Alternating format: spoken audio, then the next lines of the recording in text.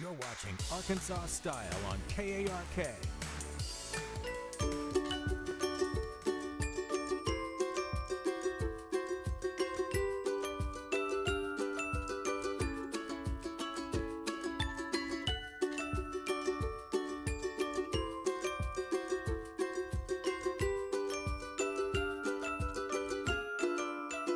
I have a really important question to ask you today. Do you ever end your day feeling completely emotionally and physically drained, or maybe even starting your day that way?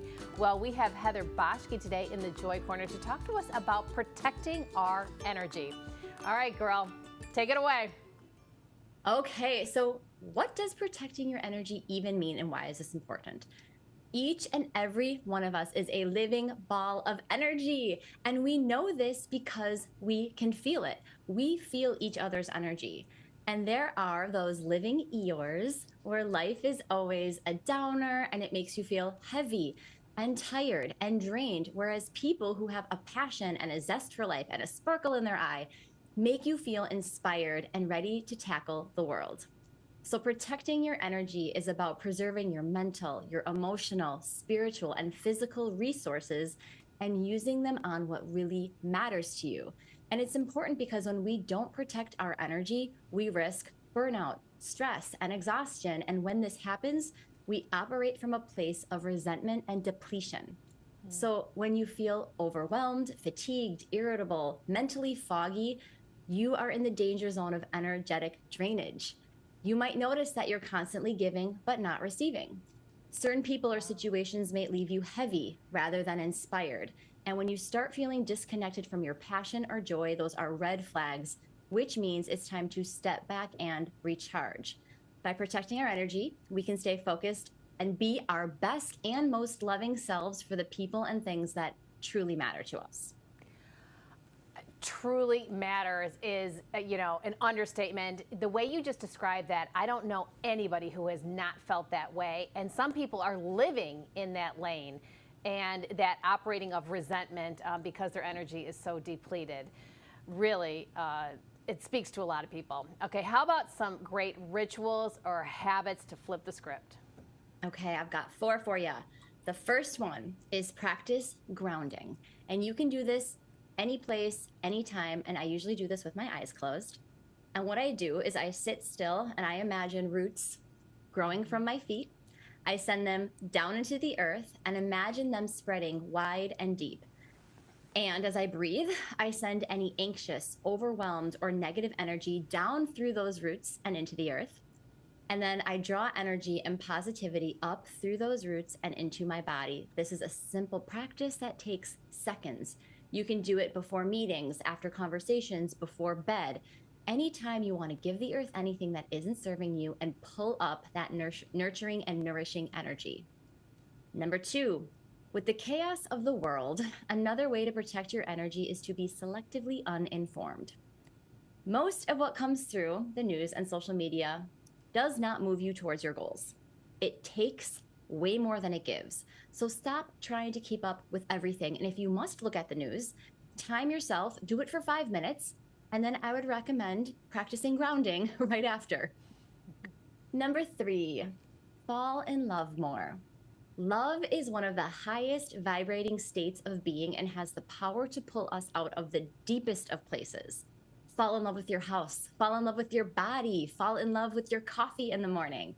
And this love energy is real. Time after time, kids have demonstrated the power of love in science projects. I know I did this as a kid. With germinating seeds, where you talk positively to one seed and talk negatively to the other, plant seeds under the influence of the positive words had a higher germination rate. Those plants grew taller, larger, more healthy than those in negative environments. We are all like these little plants, and we need to operate from a place of love. And number 4, we've talked about the B word before, setting boundaries. We have got to say no to the things that don't align with our values or priorities. And if this is hard for you, maybe give yourself a goal. Like, I've got a friend who is trying to practice boundaries. And so her goal is to say no to 3 things every month. And she's keeping track. And boundaries also include taking breaks throughout the day so that you're able to reset. It's so exciting. What a great conversation. You talk about a friend. I just had a conversation with a friend last night who is doing the right thing by his family, okay, but it is becoming a drain on him. So while he, is taking that energy and putting it in the right place, it's taking away from his own personal commitments and obligations. What kind of, habits or rituals or advice would you give to somebody like that? Protecting our energy starts with recognizing that we cannot pour from an empty cup. And what we are filled with spills out onto the world. So if we are filled with anger and frustration and resentment, that's going to spill out on the world.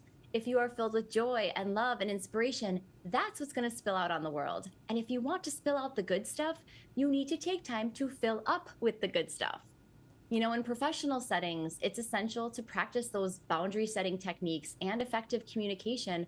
And when you're dealing with demanding people, you can protect your energy by managing expectations. And the yes and is a beautiful way to do this. So if you are being given another task that honestly you can't do all of the things, you can simply say, yes, I can do that. And that means the month-end report is going to be a little late.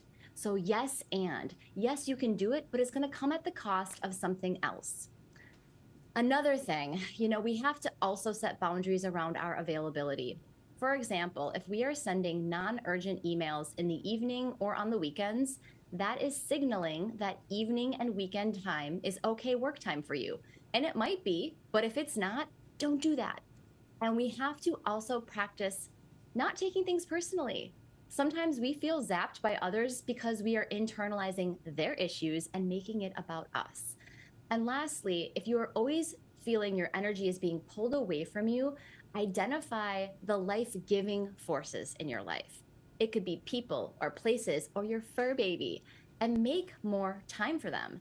And another really key question to ask is, are you losing yourself or are you finding yourself in your relationships?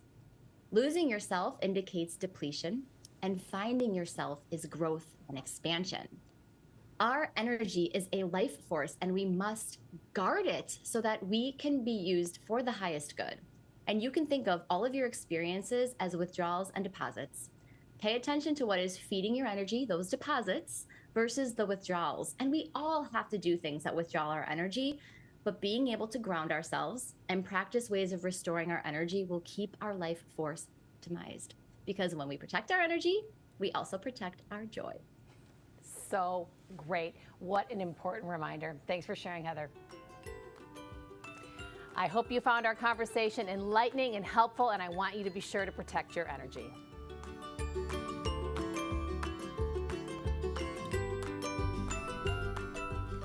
Now, still ahead, thinking about upgrading your outdoor space? At Home in Arkansas is joining us next with fresh inspiration for gardens, pools, and backyard retreats.